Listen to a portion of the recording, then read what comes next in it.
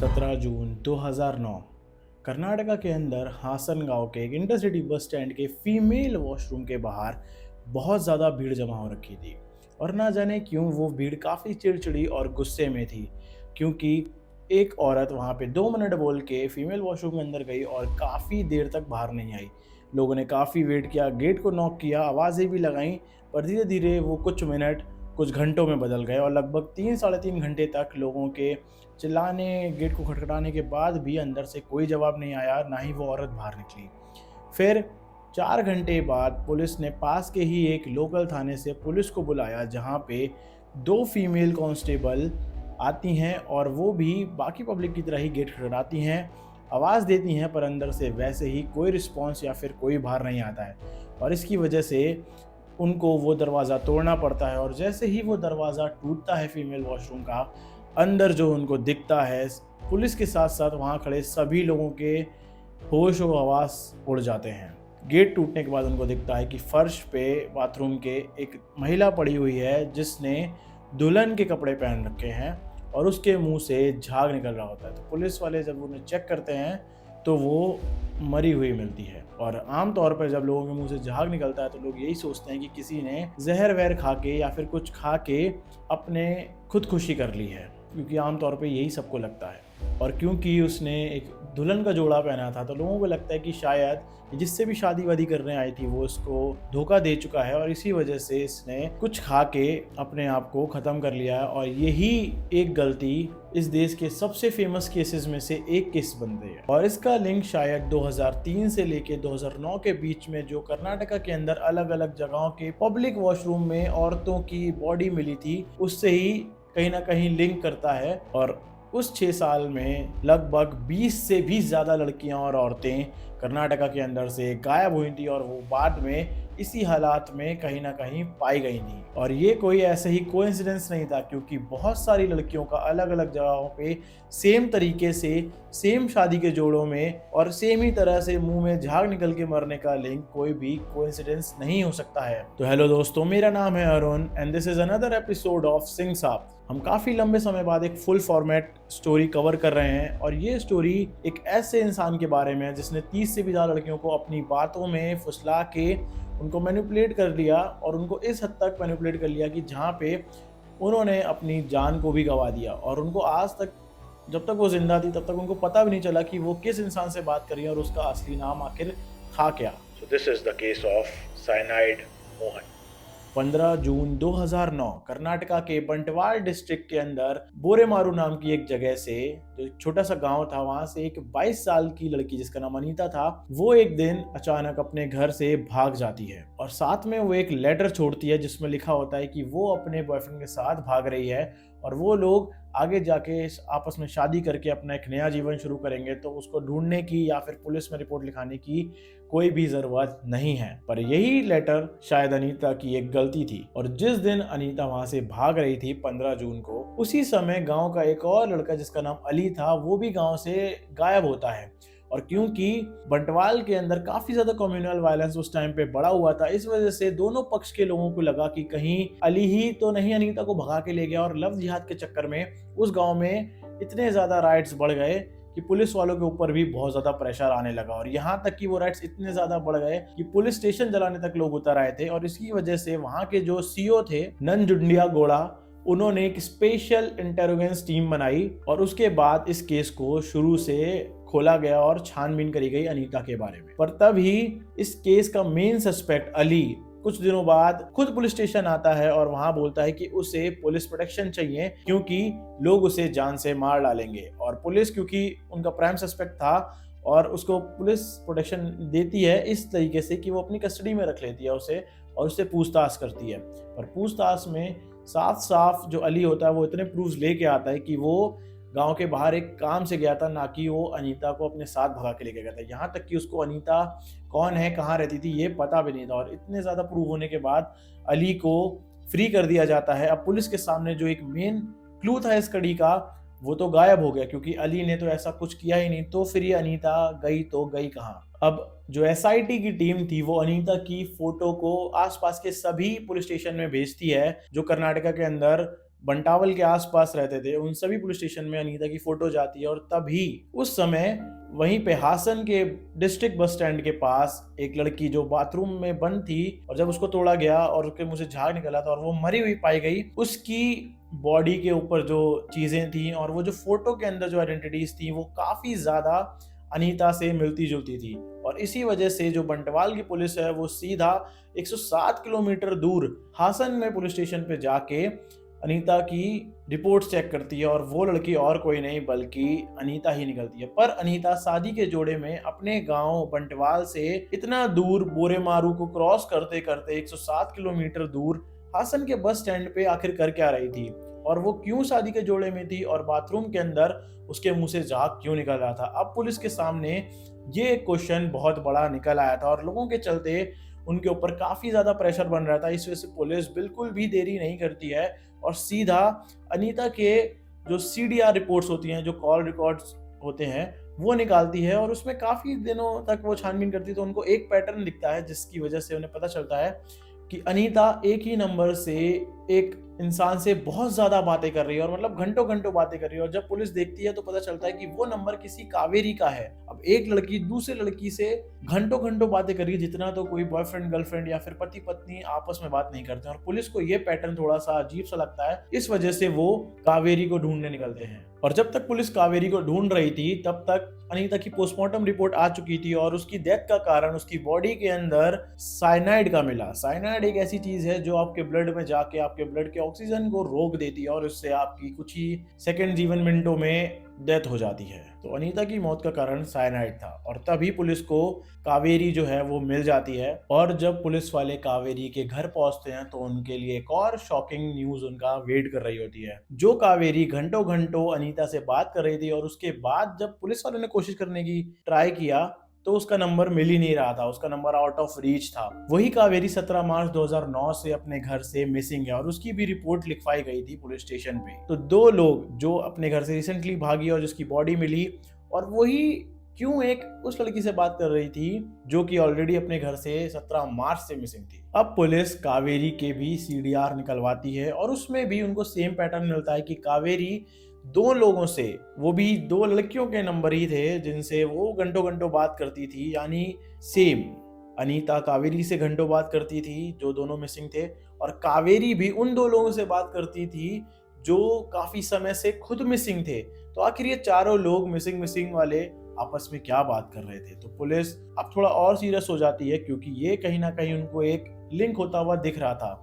क्योंकि वो फोन की जो पैटर्न्स थे वो आम लोग ऐसा फॉलो नहीं करते हैं। अब उन दो नंबर में से एक नंबर होता है विनूता का और दूसरा नंबर होता है पुष्पा का, जो कि कर्नाटका के ही अंदर एक कासरगोड़ा नाम के गांव में रहती थी। अब जब उन दोनों के बारे में पता करती है पुलिस, तो वो दोनों भी काफी महीने से मिसिंग थी। और ऐसे ही जब पुलिस उन दोनों का सीडीआर भी चेक करती है तो उसमें बहुत सारे ऐसे नंबर्स मिलते हैं जिसमें 20 से ज्यादा लड़कियां आपस में जो मिसिंग हो रखी थी, जो गुमशुदा थी, जिनके घर वालों को वो लेटर छोड़ के गई थी, वो आपस में एक दूसरे से लंबी लंबी बातें कर रही थी। अब क्योंकि ये एक कॉमन बात तो है नहीं, इस वजह से पुलिस को लगा कि या तो ये किसी ग्रुप का काम है, या तो ये किसी एक आदमी या फिर किसी एक इंसान का काम है जो ये सब चीजें कर रहा था। और उसमें से एक की ऑलरेडी डेड बॉडी पुलिस को हासन के बस स्टैंड पे मिल चुकी थी। और तभी मानो पुलिस को एक गोल्डन लक मिला, और वो सारी सिम्स जो 20 लड़कियों की थी, जो 20 लोगों के नंबर थे, पुलिस ने जब वो चेक किया तो वो एक पीरियड ऑफ टाइम में एक ही फोन के अंदर लगे हुए थे। मतलब जब पुलिस ने चेक किया तो उसका जो फोन का IEMEI नंबर होता है, उस नंबर पे वो सारे सिम कभी ना कभी किसी टाइम पे उन 2003 से लेकर 2009 के बीच में लगे हुए थे, और उनसे फोन किया गया था उन्हीं मिसिंग लड़कियों को। तो पुलिस वो नंबर का ट्रेस करते करते पहुंच जाती है कर्नाटका के अंदर ही बेंगलुरु के एक डेरलकट्टा नाम के एक गांव में, और वहां पे उनको एक बच्चे के हाथ में वो फोन मिलता है। और जब पुलिस वाले उस बच्चे से पूछते हैं कि ये फोन किसका है और तुम्हें कहाँ मिला, तो वो बच्चा बोलता है ये फोन मेरा नहीं है बल्कि मेरे मामा मोहन कुमार विवेकानंदा का है। और अब पुलिस को शायद एक ब्लर इमेज उनके सामने साफ होती हुई दिख रही थी कि ये सारा लिंक हमें एक गांव के अंदर ले आया, और वहां पे हमारे पास अब एक नाम है, मोहन कुमार विवेकानंदा। और जब मोहन कुमार विवेकानंदा के बारे में पुलिस छानबीन करती है तो कुछ ऐसी बातें पता चलती हैं जो सुन के शायद आप भी शॉक हो जाओगे। और यही शॉक होने वाली बात पुलिस इस केस को क्रैक डाउन करने के लिए फॉलो करती है। मोहन कुमार विवेकानंदा, इसका जन्म 1963 में कर्नाटका के अंदर ही एक कन्याना गांव में हुआ था और ये काफ़ी गरीब फैमिली से था, पर उसके बाद भी ये एकेडमिक लेवल पे काफ़ी ज़्यादा इंटेलिजेंट था और अपनी क्लास में काफ़ी अच्छे नंबर लेके आता था अपने बाकी दोस्तों के मुकाबले। और इसी वजह से इसने पढ़ाई में काफ़ी अच्छा अपना नाम रोशन कर रखा था उस गांव में। और वो कर्नाटका के उपिन्नागुड्डी फर्स्ट ग्रेजुएट कॉलेज से बीए भी कर लेता है काफ़ी अच्छे मार्क्स से। और बीए करने के बाद उसकी पहली जॉब एक गवर्नमेंट टीचर के रूप में लगती है दक्षिण कन्नड़ा के शिरडी प्राइमरी स्कूल के अंदर। और वहीं पे मोहन कुमार अपनी पहली शादी अपनी खुद की स्टूडेंट से करता है जिसका नाम एविडेंस में मैरी बताया गया है और उसको डिस्क्लोज नहीं किया गया है। पर उनकी शादी ज़्यादा समय तक टिकती नहीं है, किसी वजह से वो शादी टूट जाती है। पर उसके बाद मोहन कुमार मंजुला नाम की एक औरत से फिर से शादी करता है और उसके 2 बच्चे भी होते हैं। और ये चीज़ पुलिस को काफ़ी ज़्यादा नॉर्मल लगती है और कहीं ना कहीं ये नॉर्मल पुलिस के लिए काफ़ी ज़्यादा अब नॉर्मल होता है, क्योंकि एक इंसान जिसका ऐसा लिंक है, उसकी पहले खुद की स्टूडेंट से शादी हुई और उसके बाद उसने फिर से एक शादी करी और उसके 2 बच्चे भी हैं और वो आराम से एक अपनी गवर्नमेंट वाली जॉब कर रहा है और अपने घर को संभाल रहा है। तो पुलिस जल्दबाजी नहीं करना चाहती थी क्योंकि वो मोहन के बहुत करीब थी, पर उसको पकड़ नहीं सकती थी बिकॉज उनके पास कोई भी एविडेंस नहीं था और फोन के अंदर बस एक सिम लगने से आप किसी को भी पकड़ नहीं सकते। इसलिए पुलिस वेट करती है और अपनी जांच मोहन के लिए और भी ज्यादा गहरी करती चली जाती है, पर वो अभी भी अंधेरे में ही तीर लगा रही थी। सबसे पहले वो मोहन के फोन को टैप करती है और उसको ऑब्जर्व करती है कि मोहन जो है किसको कॉल करता है, कितनी कॉल करता है, किस टाइम पे कॉल करता है और कैसे कॉल करता है। तो उनको कुछ दिन नोटिस करने के बाद ये दिखा कि मोहन भी एक पैटर्न फॉलो कर रहा है और वो इतने टाइम पे एक नंबर से बहुत देर देर तक बात कर रहा है। यहाँ पे पुलिस को क्लिक होता है और वो उसके कॉल रिकॉर्ड्स के अंदर जो उस इंसान का नंबर निकलता है उसको ढूंढना शुरू करती है और ढूंढते ढूंढते पता चलता है कि उस लड़की का नाम सुमित्रा है जिससे मोहन बात कर रहा है। अब जब पुलिस सुमित्रा के घर पहुंचती है तो उसको बताती है मोहन के बारे में और उनसे पूछती कि तुम इतनी देर देर तक किससे बात करती रहती हो। तब वो बता देती है पुलिस वालों को, क्योंकि भाई कौन ही छुपाएगा। पर जब वो उसको मोहन का नाम बताते हैं तो वो कहती है कि नहीं, मैं किसी मोहन को नहीं जानती हूँ।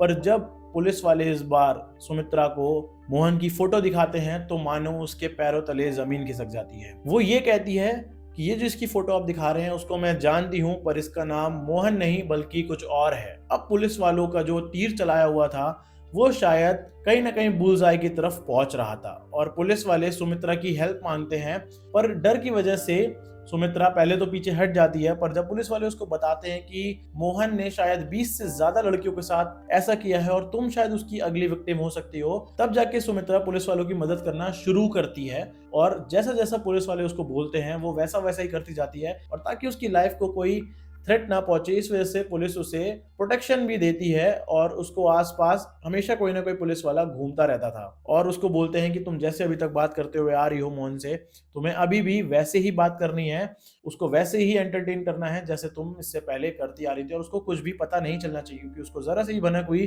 तो वो सारे एविडेंस को खत्म कर सकता है या फिर इस केस को खराब कर सकता है। और पुलिस का तीर शायद सही लग जाता है और मोहन सुमित्रा को एक दिन फोन करके उसको बोलता है कि तुम मुझे कल पास के ही गांव के एक बस स्टैंड पे मिलो और वहां से हम भाग के शादी कर लेंगे, ताकि हमारे घर वाले हमें रोक ना सकें और हम अपना एक नया जीवन शुरू करेंगे। और यहीं पे पुलिस तैयार हो जाती है शायद इस केस के किलर को पकड़ने के लिए। और 21 अक्टूबर 2009 आखिर वो दिन आ जाता है जब पुलिस का ट्रैप मोहन के लिए एकदम रेडी हो चुका था और मोहन उस दिन बस स्टैंड पे आ जाता है। पर तभी जब सुमित्रा इशारा करती है तो पुलिस वाले उसे पकड़ लेते हैं और उसकी जेब में से साइनाइड की एक छोटी सी बोतल निकलती है और इसी बिना पे पुलिस वाले उसे अरेस्ट कर लेते हैं। और उसको जब अरेस्ट करके इंटरोगेशन शुरू होती है उनके तरीके से, तब मोहन बताता है पूरी कहानी की कैसे 2003 से लेकर 2009 तक उसने उन 20 से ज्यादा औरतों और लड़कियों को अपना शिकार बनाया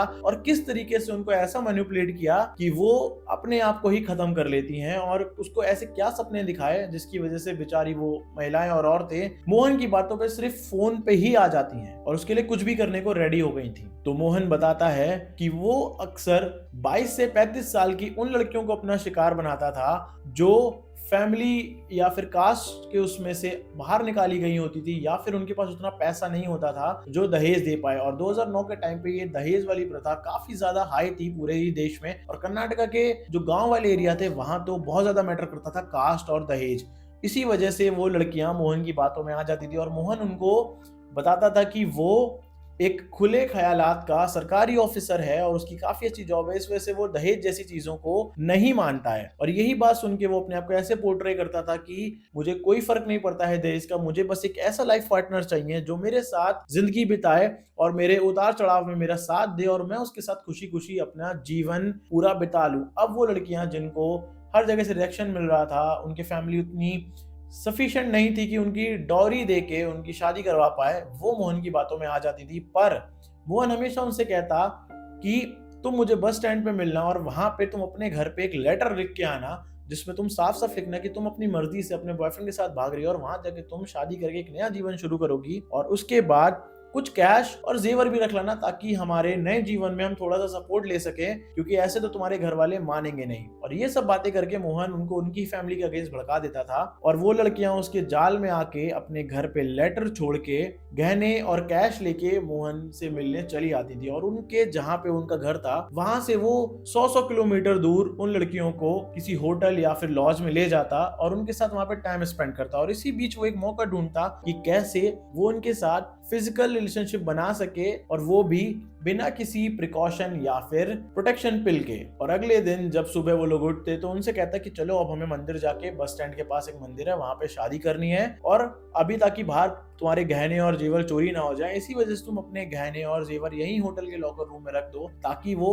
सेफ रहे। और यही सेम चीज वो 20 से 35 लड़कियों के साथ कर चुका था। और जब वो होटल से निकल के वहां पे बस स्टैंड पे पहुंचते तो वो उनको बातों में फैला के ये बोलता कि कल उससे कोई गलती हो गई और प्रोटेक्शन और प्रिकॉशन ना यूज करने की वजह से उनको प्रेगनेंसी का खतरा हो सकता है, और शादी से पहले प्रेगनेंसी बहुत ज्यादा रिस्की है। इस वजह से वो उनको कॉन्ट्रासेप्टिव पिल देता और उनको बोलता है कि इसको जाओ और यहाँ पे बाथरूम में जाके खा लो, क्योंकि अगर तुम बाहर खाओगे तो तुम्हें उल्टी या फिर चक्कर जैसे आ सकते हैं जो तुम्हारे लिए काफी सेफ नहीं है और तुम्हें चोट भी लग सकती है। अब वो वहां पे जब खुद था वो उनको मदद कर सकता था, पर तब भी वो औरतें और लड़कियां उसकी इतनी बातों में आ जाती थी कि वो उस बस स्टैंड के बाहर मेन एरिया को छोड़ के अंदर वॉशरूम में लॉक करके वो कॉन्ट्रासेप्टिव पिल खाती थी, और उस कॉन्ट्रासेप्टिव पिल पे मोहन साइनाइड लगा देता था। और जैसे ही वो उनके गले के अंदर जाती वो साइनाइड अपना काम करना शुरू करता, और 2 से 3 मिनट के अंदर वो लड़कियां और औरतें अपने जान गंवा बैठती थी। और सेम इसी तरीके से 2003 से लेकर 2009 तक मोहन ने ना जाने कितनी लड़कियों के साथ ऐसा किया। और उनके बाद जब उनका काम हो जाता था तो वो दिखता था कि वॉशरूम के पास अब भीड़ शुरू हो गई है, लोग चिल्लाना विल्लाना शुरू कर दिए, इसका मतलब है कि उसका काम खत्म हो चुका है। और तब वो होटल वापस जाके वहां से गहने और कैश निकाल के अपने गांव वापस से चला जाता था, और वहां पे अपनी बीवी और 2 बच्चों के साथ नॉर्मल अपनी लाइफ स्पेंड करने लगता था अपने अगले शिकार के लिए। और सेम तरीके से उसने अनीता और ना जाने कितनी सारी कावेरी लड़कियों को अपना शिकार बनाया, और वो सुमित्रा को भी शिकार बनाने वाला था, पर इस बार पुलिस ने उसको रंगे हाथों पकड़ लिया और आज वो जेल में है। उसकी भी एक अलग कहानी है। तो मोहन को कर्नाटका हाई कोर्ट ने 2013 में डेथ सेंटेंस की पेनल्टी दी थी, पर 2017 में मोहन की डेथ पेनल्टी को कम करके उसको लाइफ इम्प्रिजनमेंट दे दी गई थी, और वो आज भी कर्नाटक के अंदर हिंडालय जेल में अपनी उम्र कैद काट रहा है। और फिलहाल उसकी ये कहानी सामने आई है कि वो लड़कियों को ऐसे मैनिपुलेट करता था कि वो बहुत अच्छा है, वो बहुत उनका ख्याल रखेगा। और क्योंकि लड़कियां अपने फैमिली में वो चीज़ें देखती हुई आ रही थी, उनके पास पैसे नहीं थे या फिर कास्ट नहीं थी, इस वजह से मोहन जैसे जैसे वो लड़की बिहेव करती, वो अपनी कास्ट या रिलीजन बताती, वैसा ही कास्ट और रिलीजन मोहन फॉलो करके उन लड़कियों को अपने जाल में फंसाता था। और फिर प्रेगनेंसी को ख़त्म करने के लिए कॉन्ट्रासेप्टिव पिल्स पे उनको साइनाइड लगा के देता था, और वहीं से ये केस बना the case of cyanide Mohan, जो कि काफ़ी ज़्यादा फेमस है। और इस केस को स्टडी करते टाइम और अभी पढ़ते टाइम आपको बताते टाइम मुझे यही लग रहा था कि लोग प्यार में या फिर किसी वजह से किसी इंसान पे इतना भरोसा कर लेते हैं कि अपने घर वालों को भी छोड़ देते हैं। और आज इस केस में काफी लड़कियों के घर वालों को तो ये भी नहीं पता है कि उनकी लड़कियां हैं भी कि नहीं है। उनको तो यही लग रहा है कि वो लड़की अपना घर छोड़ के भाग गई है और शर्म के मारे वो रिपोर्ट भी नहीं करवाए थे। और उनको आज भी लगता है कि उनकी बेटी जो भागी थी वो अपने बॉयफ्रेंड जो उनका पति है उनके साथ अच्छा जीवन बिता रही होगी, पर उनकी लड़की को तो साइनाइड मोहन जैसे किसी न किसी ने अपना शिकार बना लिया था। तो आज की इस केस में बस इतना ही। फिलहाल काफी समय बाद हमने एक लॉन्ग वीडियो डाली है, आई होप आपको ये अच्छी लगेगी और आप सब अपने केसेस जो भी आपके हैं कमेंट में बता सकते हो। मिलते हैं हम आपसे अगली वीडियो में, तब तक के लिए स्टे सेफ, बी हैप्पी, जय हिंद।